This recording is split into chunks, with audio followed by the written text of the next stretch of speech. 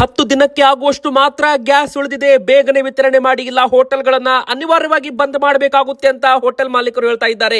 ಮತ್ತೊಂದು ಕಡೆಗೆ gas cylinder ವಿತರಣೆ ಮಾಡ್ತೀವಿ ಅಂತ ಕೇಂದ್ರ ಸರ್ಕಾರ ಹೇಳ್ತಾ ಇದೆ. ಮತ್ತೆ ಯುದ್ಧ ಇಲ್ಲಿಗೆ ಮುಗಿಯುವಂತೆನೂ ಕೂಡ ಕಾಣ್ತಾ ಇಲ್ಲ. ಅಮೆರಿಕ ಅಧ್ಯಕ್ಷ ಡೊನಾಲ್ಡ್ ಟ್ರಂಪ್ ಮತ್ತೆ ಇರಾನ್ ಮೇಲೆ ಮುಗಿಬಿದ್ದಿದ್ದಾರೆ, ಮತ್ತಷ್ಟು ಅಟ್ಯಾಕ್ ಮಾಡೋದಾಗಿನೂ ಕೂಡ ಹೇಳ್ತಾ ಇದ್ದಾರೆ.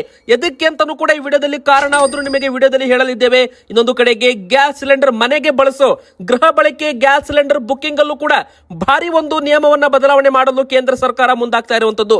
ಇನ್ನು ಆಹಾರ ಸಚಿವರು KH ಮುನಿಯಪ್ಪ ಅವರು ಪ್ರತಿ ಕುಟುಂಬಕ್ಕೆ ಒಂದು ಮನೆಗೆ ಒಂದು ಸಿಲಿಂಡರ್ ಪ್ರತಿ ತಿಂಗಳು ಕೂಡ ವಿತರಣೆ ಮಾಡ್ತೀವಿ ಅಂತ ಗ್ಯಾರಂಟಿ ಕೊಡ್ತಾ ಇದ್ದಾರೆ. ಇದ್ರ ಬಗ್ಗೆನೂ ಕೂಡ ಒಂದು ಸಿಹಿ ಸುದ್ದಿ ಕೂಡ ಬಂದಿದೆ ವೀಕ್ಷಕರೇ.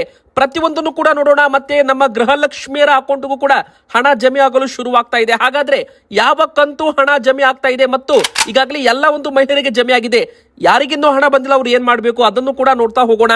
ಇನ್ನು ಬಂಗಾರ ಮತ್ತು ಬೆಳ್ಳಿ ದರವೂ ಕೂಡ ಭಾರಿ ಒಂದು ಇಳಿಕೆ ಆಗ್ತಾ ಇದೆ ವೀಕ್ಷಕರೇ. ಇದು ಕೂಡ ಒಂದು ಕಡೆಗೆ ಸಿಹಿ ಸುದ್ದಿ ಅಂತ ಹೇಳ್ಬೋದು. ಒಂದು ಕಡೆಗೆ ಎಲ್ಲಾ ಬೆಲೆ ಏರಿಕೆ ಆಗ್ತಾ ಇದೆ, ಕಚ್ಚಾ ತೈಲ ಬೆಲೆ ಏರಿಕೆ ಆಗ್ತಾ ಇದೆ, ಗ್ಯಾಸ್ ಸಿಲಿಂಡರ್ ಬೆಲೆ ಏರಿಕೆ ಆಗ್ತಾ ಇದೆ, ಅಗತ್ಯ ವಸ್ತುಗಳ ಬೆಲೆ ಮತ್ತೆ ಅಡುಗೆ ಎಣ್ಣೆ ಬೆಲೆ ಏರಿಕೆ ಆಗ್ತಾ ಇದೆ.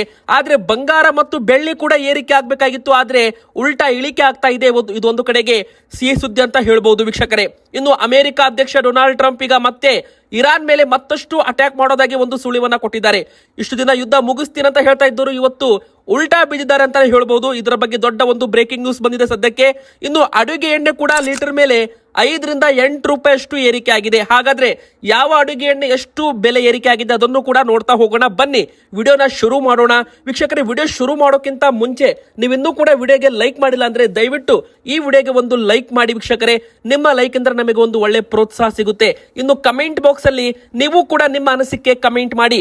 ಗೃಹಲಕ್ಷ್ಮಿ ಯೋಜನೆ ಹಣ ನಿಮಗೆ ಪ್ರತಿ ತಿಂಗಳು ಬರ್ತಾ ಇದೆಯಾ, ಎಸ್ ಆರ್ ನೋ ಅಂತ ನಮಗೆ ನಿಮ್ಮ ಒಂದು ಅನಿಸಿಕೆ ಬೇಗನೆ ಕಮೆಂಟ್ ಕೂಡ ಮಾಡಿ ವೀಕ್ಷಕರೇ. ಹಾಗೆ ನಮ್ಮ ಚಾನಲ್ಗೆ ಸಬ್ಸ್ಕ್ರೈಬ್ ಕೂಡ ಮಾಡಿ, ಪಕ್ಕದಲ್ಲಿ ಕಾಣುವ ಬೆಲ್ ಐಕಾನ್ ಕೂಡ ಒತ್ತಿ. ಸದ್ಯಕ್ಕೆ ಗೃಹಲಕ್ಷ್ಮಿಯರ ಅಕೌಂಟ್ಗೆ ಹಣ ಜಮೆ ಆಗಲು ಶುರುವಾಗಿದೆ. ಇದು ಯಾವ ಕಂತು ಹಣ ಅಂತ ನೀವು ಕೇಳಬಹುದು ವೀಕ್ಷಕರೇ. ಇದು ಈ ತಿಂಗಳದ್ದು ಆ ತಿಂಗಳದ್ದು ಅಂತ ಸರ್ಕಾರ ಹೇಳ್ತಾ ಇಲ್ಲ, ಇಲ್ಲಿ 27ನೇ ಕಂತು ಹಣ ಅಂತಾನೂ ಕೂಡ ಹೇಳಲಾಗಿದೆ ವೀಕ್ಷಕರೇ. ಈಗಾಗಲೇ ನಿಮಗೆ ಗೊತ್ತಿರೋ ಹಾಗೆ 25, 26 ಕಂತು 2 ಕಂತು ಒಟ್ಟಿಗೆ ಬಿಡುಗಡೆ ಮಾಡಲಾಗಿತ್ತು. ಯಾವಾಗ ಸದನದಲ್ಲಿ ಫೆಬ್ರವರಿ ಮತ್ತು ಮಾರ್ಚ್ ತಿಂಗಳದ್ದು ಹೋದ ವರ್ಷದ 2025ರ ಇಸ್ವಿ ಫೆಬ್ರವರಿ ಮತ್ತು ಮಾರ್ಚ್ ತಿಂಗಳ ಹಣ ಸರ್ಕಾರ ಹಾಕಿರ್ಲಿಲ್ಲ, ಸ್ಕಿಪ್ ಮಾಡಲಾಗಿತ್ತು. ಆ ಒಂದು ಹಣದ ಬಗ್ಗೆ ಅಪ್ಡೇಟ್ ಕೇಳಿದಾಗ ಬಿಡುಗಡೆ ಮಾಡ್ತಾ ಇದ್ದೀವಿ ಅಂತ ಬಿಡುಗಡೆ ಮಾಡಿದ್ರು, ಜಮೆ ಕೂಡ ಆಯಿತು. ನಂತರ ಈಗ 27ನೇ ಕಂತಿನ ಸರದಿ ಅಂತ ಎಲ್ಲರಿಗೂ ಗೊತ್ತಿದೆ ವೀಕ್ಷಕರೇ. ಈಗ 27ನೇ ಕಂತು ಹಣವನ್ನು ಕೂಡ ಬಿಡುಗಡೆ ಮಾಡಲಾಗ್ತಾ ಇದೆ. ಮತ್ತೆ ಡಿಸೆಂಬರ್ ತಿಂಗಳ ಕಂತಿನ ಹಣವನ್ನು ಕೂಡ ಯುಗಾದಿ ಹಬ್ಬದ ಒಳಗೆ ಬಿಡುಗಡೆ ಇಲ್ಲಿ ಮಾಡಲಿದ್ದಾರೆ. ಅಂದ್ರೆ ಯುಗಾದಿ ಹಬ್ಬ ಬರ್ತಾ ಇದ್ದಂತೆ ಮತ್ತೆ ಗೃಹಲಕ್ಷ್ಮಿಯರ ಅಕೌಂಟ್ಗೆ ಮತ್ತೊಮ್ಮೆ ಹಣ ಜಮೆ ಆಗಲಿದೆ.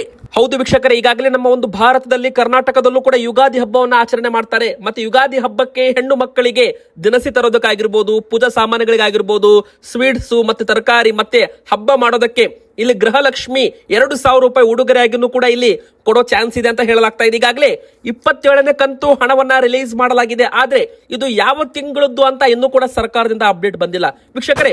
ಈಗ 28ನೇ ಕಂತು ಹಣವು ಕೂಡ ಬಿಡುಗಡೆ ಮಾಡಬಹುದು ಹಬ್ಬದ ಒಳಗೆ. ಎದಕ್ಕಂದ್ರೆ ಸರ್ಕಾರ 2 ರಿಂದ 3 ತಿಂಗಳದ್ದು ಇನ್ನೂ ಕೂಡ ಬಾಕಿ ಕೊಡಬೇಕು. ಅಂದ್ರೆ ಫೆಬ್ರವರಿ ಮತ್ತು ಮಾರ್ಚ್ ತಿಂಗಳದ ನಂತರ ಸೆಪ್ಟೆಂಬರ್ ತಿಂಗಳವರೆಗೂ ಹಾಕಲಾಗಿತ್ತು. ಈಗ ಇದನ್ನ ಅಕ್ಟೋಬರ್ ತಿಂಗಳದ್ದು ಲೆಕ್ಕ ಹಿಡಿದ್ರು ಕೂಡ ನವೆಂಬರ್, ಡಿಸೆಂಬರ್, ಜನವರಿ, ಫೆಬ್ರವರಿ ಹಾಗೆ ನೋಡಿದ್ರೆ ಇನ್ನು 4 ಕಂತು 8,000 ರೂಪಾಯಿ ಸರ್ಕಾರ ಬಾಕಿ ಕೊಡೋದು ಉಳಿಯಲಿದೆ. ಆದ್ರೆ ಹಂತ ಹಂತವಾಗಿ ಎಲ್ಲ ಕಂತನ್ನು ಕೂಡ ಕ್ಲಿಯರ್ ಮಾಡ್ತೀವಿ, ಯಾವುದೇ ಕಂತನ್ನ ಬ್ಯಾಲೆನ್ಸ್ ಉಳಿಸಲ್ಲ ಅಂತ ಒಂದು ಭರವಸೆಯನ್ನ ಕೊಡಲಾಗಿದೆ.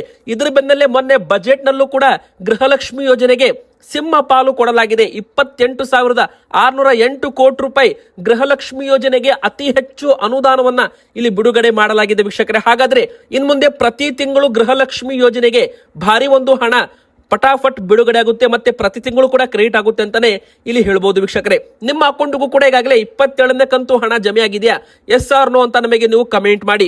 ಮೊನ್ನೆ ಎಲ್ಲರೂ ಕೂಡ ಎಸ್ ಅಂತ ಕಮೆಂಟ್ ಮಾಡಿದ್ದಾರೆ. ಆಲ್ಮೋಸ್ಟ್ ಬೆಂಗಳೂರು, ತುಮಕೂರು, ಮಂಡ್ಯ, ಮೈಸೂರು, ಹಾಸನ, ಹಾವೇರಿ, ಕೊಡಗು, ಉತ್ತರ ಕನ್ನಡ, ದಕ್ಷಿಣ ಕನ್ನಡ, ಉಡುಪಿ, ಬೆಳಗಾವಿ, ಬಾಗಲಕೋಟೆ, ಗದಗ, ಹುಬ್ಬಳ್ಳಿ, ಧಾರವಾಡ, ಮತ್ತೆ ಇಲ್ಲಿ ಬೀದರ್, ಯಾದಗಿರಿ, ಕಲಬುರಗಿ, ರಾಯಚೂರು, ಮಾನ್ವಿ, ಸಿನ್ನೂರು, ಗಂಗಾವತಿ ಈ ಭಾಗದಿಂದಲೂ ಕೂಡ ನಮಗೆ ಕಮೆಂಟ್ಗಳು ಬಂದಿದ್ದಾವೆ.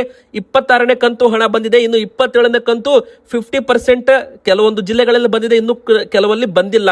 ಹಾಗಾದ್ರೆ ಆದಷ್ಟು ಬೇಗನೆ ನಿಮ್ಮ ಅಕೌಂಟ್ಗೂ ಕೂಡ ಹಣ ಬರಲಿದೆ ವೀಕ್ಷಕರೇ. ನಿಮ್ಮ ಒಂದು BPL ಕಾರ್ಡು ಆಕ್ಟಿವ್ ಆಗಿರಬೇಕು, APL ಕಾರ್ಡ್ ಇದ್ರೂ ಕೂಡ ಆಕ್ಟಿವ್ ಆಗಿರಬೇಕು. ನೀವು ತೆರಿಗೆ ಪಾವತಿದಾರರಾಗಿದ್ರೆ GST ರಿಟರ್ನ್ಸ್ ತೆರಿಗೆ ಪಾವತಿ ಮಾಡ್ತಾ ಇದ್ರೆ ಮಾತ್ರ ನಿಮಗೆ ಗೃಹಲಕ್ಷ್ಮಿ ಹಣ ಬರೋದಿಲ್ಲ ಅಂತಾನೂ ಕೂಡ ಇಲ್ಲಿ ಹೇಳ್ಬಹುದು ವೀಕ್ಷಕರೇ.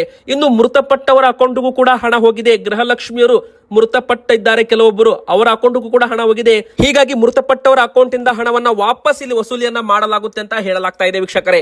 ಇನ್ನು ಅಮೆರಿಕ ಅಧ್ಯಕ್ಷ ಡೊನಾಲ್ಡ್ ಟ್ರಂಪ್ ಅವರು ಯುದ್ಧವನ್ನ ಇಲ್ಲಿಗೆ ಮುಗಿಸ್ತೀನಿ ಅಂತ ಹೇಳಿ ಈಗ ದಿಢೀರನೆ ಉಲ್ಟಾ ಹೊಡೆದಿದ್ದಾರೆ. ಹೌದು, ಯಾವುದೇ ಕಾರಣಕ್ಕೂ ಇರಾನ್ ದೇಶಕ್ಕೆ, ಅಂದ್ರೆ ಈ ಒಂದು ಇರಾನ್ ದೇಶದವರು ಯಾವುದೇ ಕಾರಣಕ್ಕೂ ಅಣ್ವಸ್ತ್ರಗಳನ್ನ ಬಳಸುವಂತಿಲ್ಲ.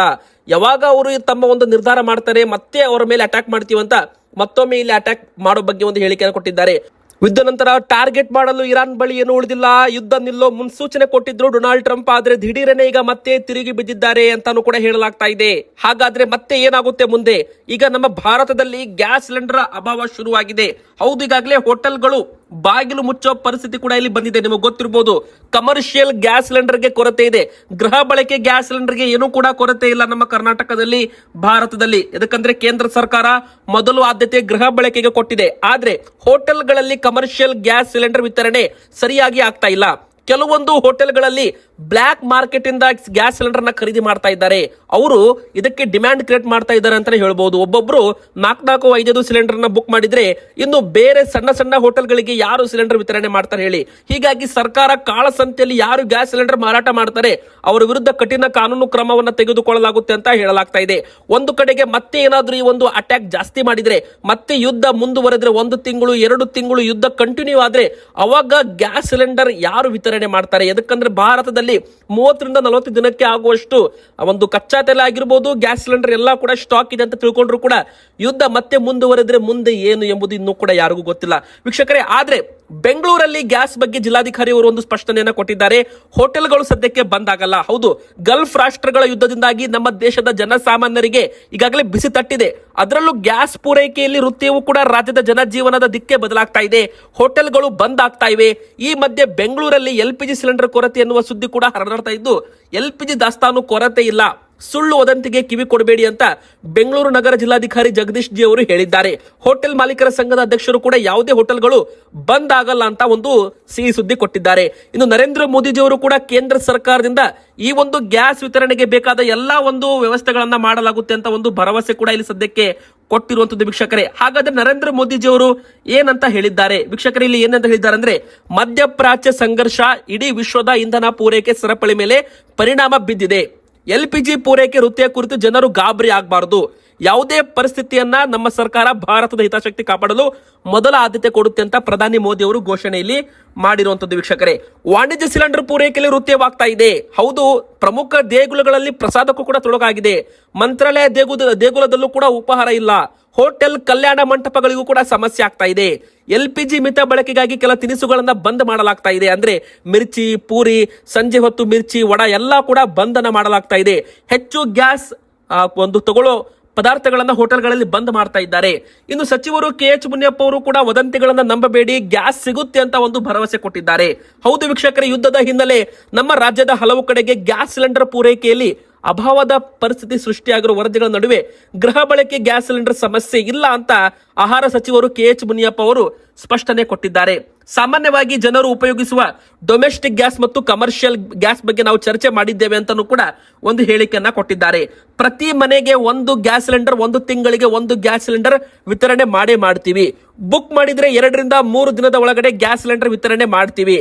1 ಸಿಲಿಂಡರ್ಗೆ ಮತ್ತೊಂದು ಸಿಲಿಂಡರ್ಗೆ ಅಂತರ 25 ದಿನಗಳು ಇರಬೇಕು ಅಂತಾನೂ ಕೂಡ ಇಲ್ಲಿ ಹೇಳಲಾಗಿದೆ. ಅಂದ್ರೆ 1 ಸಿಲಿಂಡರ್ ನೀವು ಇವತ್ತು ಬುಕ್ ಮಾಡಿದ್ರೆ ನೆಕ್ಸ್ಟ್ ಸಿಲಿಂಡರ್ ನೀವು 25 ದಿನಗಳ ನಂತರ ಬುಕ್ ಮಾಡಿದ್ರೆ 2 ದಿನದಲ್ಲಿ ಮತ್ತೆ ಗ್ಯಾಸ್ ಸಿಲಿಂಡರ್ ನ ವಿತರಣೆ ಮಾಡ್ತೀವಿ ಅಂತ ಹೇಳಿದ್ದಾರೆ. ಆದ್ರೆ ವೀಕ್ಷಕರೇ, ಅಮೆರಿಕ ಅಧ್ಯಕ್ಷ ಡೊನಾಲ್ಡ್ ಟ್ರಂಪ್ ಅವರು ಯುದ್ಧ ಮುಗಿಸ್ತೀವಿ ಅಂತ ಒಂದು ಸುಳಿವನ್ನ ಕೊಟ್ಟು ನಂತರ ಈಗ ತಿರುಗಿ ಬಿದ್ದಿದ್ದಾರೆ ನೋಡಿ. ಅದೇ ಈಗ ಎಲ್ಲದಕ್ಕೂ ಕೂಡ ಪ್ರಾಬ್ಲಮ್ ಆಗಿದೆ. ಒಂದು ಕಡೆಗೆ ಇರಾನ್ ದೇಶದವರು ಹೋರ್ಮಸ್ ಜಲಸಂಧಿಯನ್ನ ಬಂದ್ ಮಾಡಿದ್ದಾರೆ. ಆದ್ರೂ ಕೂಡ ಭಾರತದ ಹಡಗುಗಳಿಗೆ ಏನೂ ಕೂಡ ತೊಂದರೆ ಆಗದೆ ಭಾರತಕ್ಕೆ ಬರ್ತಾ ಇದ್ದಾವೆ ಅಂತ ಒಂದು ಸುದ್ದಿ ಕೂಡ ಬಂದಿದೆ. ಇದು ಒಂದು ಕಡೆಗೆ ಗುಡ್ ನ್ಯೂಸ್, ಒಂದು ನೆಮ್ಮದಿಕರ ಸುದ್ದಿ ಅಂತಾನೆ ಹೇಳ್ಬೋದು. ಮತ್ತೊಂದು ಕಡೆಗೆ ಅಗತ್ಯ ವಸ್ತುಗಳ ಬೆಲೆ ಕೂಡ ಏರಿಕೆ ಆಗಿದೆ ವೀಕ್ಷಕರೇ. ಅಡುಗೆ ಎಣ್ಣೆ ಬೆಲೆಯಲ್ಲೂ ಕೂಡ ಇಲ್ಲಿ ಏರಿಕೆ ಕಂಡಿದೆ. ಹೌದು, ಸದ್ಯಕ್ಕೆ ಹೇಳೋದಾದ್ರೆ ಈಗಾಗಲೇ ಅಡುಗೆ ಎಣ್ಣೆ ಬೆಲೆ ಈಗಾಗಲೇ 128 ರೂಪಾಯಿದ್ದು 137 ರೂಪಾಯಿ ಆಗಿದೆ ಫಾರ್ಮ್ ಆಯಿಲ್. ಮುಂದೆ 142 ರೂಪಾಯಿನೂ ಆಗ್ಬಹುದು. ಅಂದ್ರೆ 10-12 ರೂಪಾಯಿ ಅಷ್ಟು ಏರಿಕೆ ಆಗೋ ಮುನ್ಸೂಚನೆ ಕೂಡ ಇದೆ. ಇನ್ನು ಸೂರ್ಯಕಾಂತಿ ಎಣ್ಣೆ ಕೂಡ ಕಳೆದ ವಾರ 165 ರೂಪಾಯಿದದ್ದು ಇವತ್ತು 173 ರೂಪಾಯಿ ಆಗಿದೆ. ಇದು ಕೂಡ ನಿಮಗೆ ಗೊತ್ತಿರಲಿ. ಅಡುಗೆಣ್ಣೆ ಬೆಲೆ ಕೂಡ ಏರಿಕೆ ಆಗಿದೆ. ಇನ್ನು ಬಂಗಾರ ಮತ್ತು ಬೆಳ್ಳಿ ದರದ ಬಗ್ಗೆ ಹೇಳೋದಾದ್ರೆ ವೀಕ್ಷಕರೇ, ಬಂಗಾರ ಬೆಳ್ಳಿ ದರ ಏರಿಕೆ ಆಗಿಲ್ಲ, ಹೊರತು ಇಳಿಕೆ ಆಗ್ತಾ ಇದೆ. ಕೆಲವೊಮ್ಮೆ ಏರಿಕೆ ಆಗುತ್ತೆ, ಕೆಲವೊಮ್ಮೆ ಇಳಿಕೆ ಆಗುತ್ತೆ. ಯಾಕಂದ್ರೆ ಇದೆಲ್ಲ ಕೂಡ ಡಾಲರ್ಸ್ ಬಾಂಡ್ಸ್ ಈಲ್ಡ್ ಮೇಲೆ ಡಿಪೆಂಡ್ ಆಗಿರುತ್ತೆ ವೀಕ್ಷಕರೇ.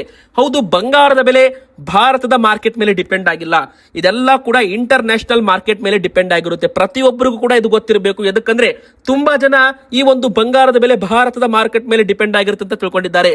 ಭಾರತಕ್ಕೆ ರೇಟ್ ಬರೋದೇ ಇಂಟರ್ ನ್ಯಾಷನಲ್ ಏನ್ ರೇಟ್ ಇದೆ ನೋಡಿ, ಅದೇ ರೇಟ್ ನಮ್ಮ ಭಾರತದಲ್ಲಿ ಇರುತ್ತೆ. ಇದ್ರ ಮೇಲೆ 3% GST ಇರುತ್ತೆ, ಹಾಗೂ ಮೇಕಿಂಗ್ ಚಾರ್ಜಸ್ ಎಕ್ಸ್ಟ್ರಾ ಇರುತ್ತೆ. ಈಗ ಇಂಟರ್ ನ್ಯಾಷನಲ್ ಮಾರ್ಕೆಟ್ ಅಲ್ಲಿ 10 ಗ್ರಾಮ್ ಬಂಗಾರದ ಬೆಲೆ ಹೇಳೋದಾದ್ರೆ 1,63,000 ರೂಪಾಯಿ ತನಕ ಬಂದಿದೆ ವೀಕ್ಷಕರೇ. ಆದ್ರೆ MCX ಗೋಲ್ಡ್ ಫ್ಯೂಚರ್ಸ್ ಟ್ರೇಡಿಂಗ್ ಅಲ್ಲಿ, ಅಂದ್ರೆ ಬಂಗಾರವನ್ನ ಟ್ರೇಡ್ ಮಾಡೋ ವಿದೇಶಗಳಲ್ಲೂ ಕೂಡ ಈಗ ಬಂಗಾರದ ಬೆಲೆ 1,60,000 ರೂಪಾಯಿ ಆಸುಪಾಸಿನಲ್ಲಿ ಬಂದಿದೆ. ಮತ್ತೆ 1,090 ರೂಪಾಯಿ ಇಳಿಕೆ ಆಗೋದ್ರ ಮೂಲಕ ಬಂಗಾರ ಪ್ರಿಯರಿಗೆ ಸಿಹಿ ಸುದ್ದಿ ಅಂತ ಹೇಳ್ಬೋದು. ಬಂಗಾರದ ಬೆಲೆ 1,090 ರೂಪಾಯಿ 10 ಗ್ರಾಮ್ ಮೇಲೆ ಇಳಿಕೆ ಆಗಿದೆ. ಈಗ 10 ಗ್ರಾಮ್ ಬೆಲೆ 1,62,220 ರೂಪಾಯಿ. ಅದೇ ತರ ಬೆಳ್ಳಿ ದರವು ಕೂಡ 10,000 ರೂಪಾಯಿ ಇಳಿಕೆ ಆಗೋದ್ರ ಮೂಲಕ 2,90,000 ರೂಪಾಯಿದದ್ದು 2,80,000 ರೂಪಾಯಿ ಆಗಿದೆ 1 kg ಗೆ.